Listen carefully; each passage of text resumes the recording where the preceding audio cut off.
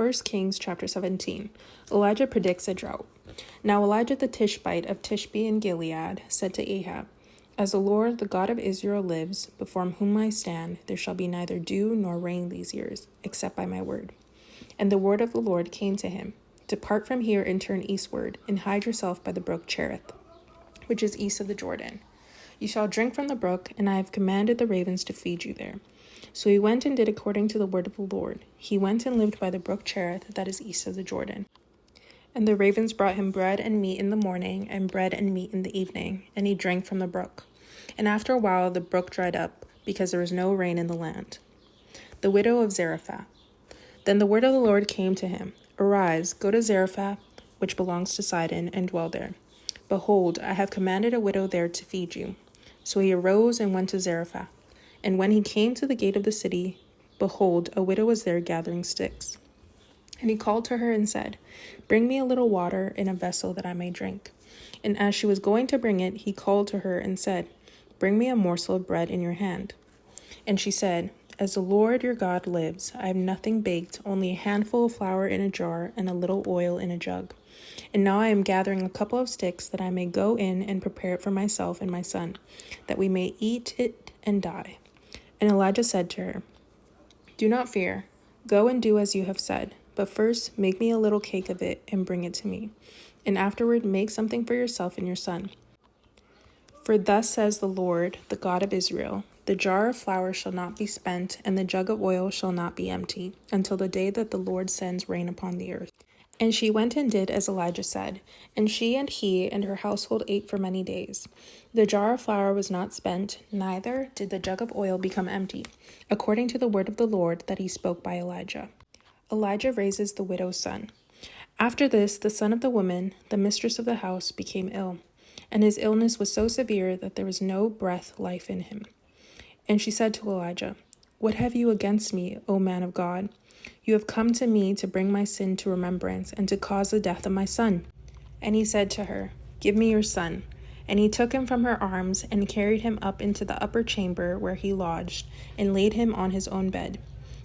And he cried to the Lord, "O Lord, my God, have you brought calamity even upon the widow with whom I sojourn by killing her son?" Then he stretched himself upon the child 3 times and cried to the Lord, "O Lord, my God, let this child's life come into him again." And the Lord listened to the voice of Elijah, and the life of the child came into him again, and he revived.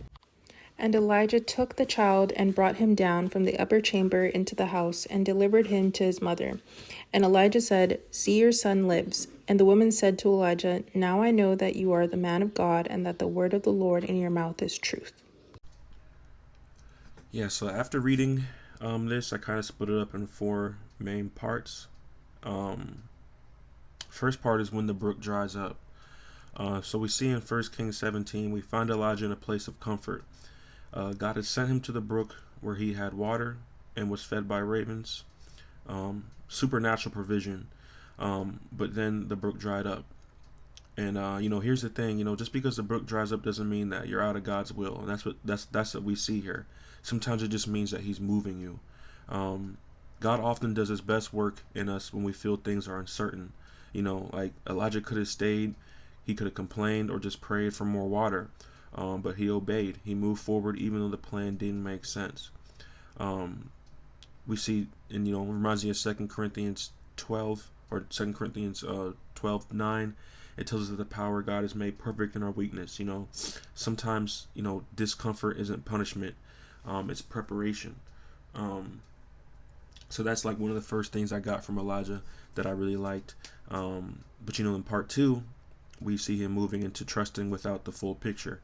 God sends Elijah to a village where people didn't even fear him. He tells Elijah, a widow will provide for him, but Elijah doesn't get the details. No name, no description, just a location and a promise. This really reminded me that sometimes, God won't give us a full picture, but He'll give you enough to walk by faith. But we see that Elijah, he still obeyed. And when he went, he met the widow and asked for a drink, and she agreed. That was all the confirmation that he needed. So he asked for more. He asked for the bread. And this widow, who was preparing her last meal, chose to take care of God's will before her own needs. You know, she didn't really believe in God at the time, but she still exercised a bit of faith. There was something in her that wanted to believe what this man was saying was true. So just a question I have for myself and whoever is listening. Do we try to handle things ourselves before we let God move? Do we make sure we're good before we surrender fully? Do we make sure I've done all I can before I really see what God can do?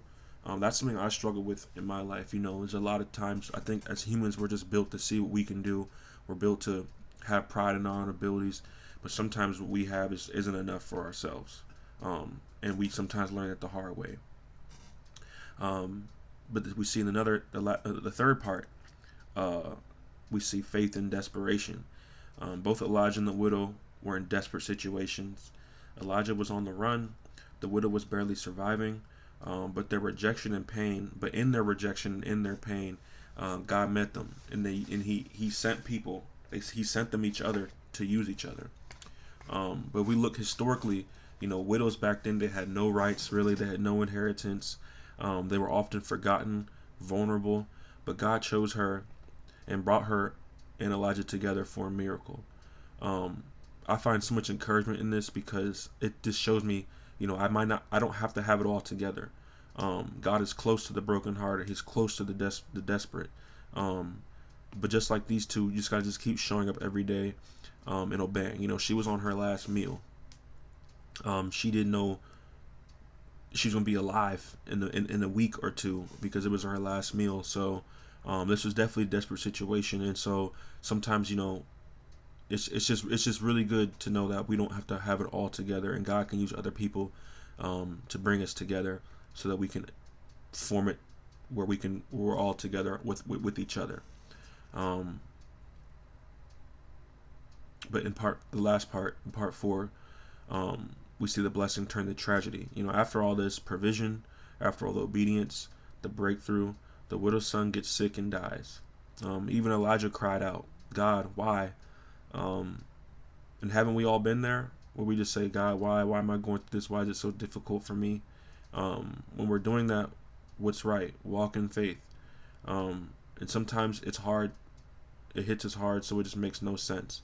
But there's a beautiful part. Elijah didn't give up. He pressed in and stretched over the boy 3 times and cried out in prayer. Sometimes we just need to pray through the pain until God moves. God resurrected that child, and that moment is what brought the widow into full belief. She said, "Now I know that you're a man of God." That was her turning point. So yeah, in closing, maybe we're in uncomfortable seasons. Maybe the brook in our lives has dried up. Maybe we've obeyed and it still feels like things aren't working. You know, let this story remind us and give us the encouragement that God already has your restoration prepared. He's with you in the discomfort. He's working through your pain, and through Jesus, the one who conquered death, he'll help you conquer life too. You just have to do what Elijah did and just keep showing up, trust and obey. This really encourages me in my season right now as I'm just waiting for some things to maybe formulate and make sense financially. But you know, for me, it just, even though it seems like I don't have the resources like the widow, I know if I just continue to be obedient and show up and do what I can do what God has asked me to do, it will turn around for me very quickly. So I just have to keep that faith, keep that hope, keep that promise, because that's what this is written for us for. This is the character of God. He's with those of us who are in desperate situations. He's with those of us who don't know how things are gonna happen. We might be the brook might dry up for us. We might have to be. It's not punishment. It's preparation. But yeah, thank you for just taking time to listen to this. And I'll see you in the next breakdown.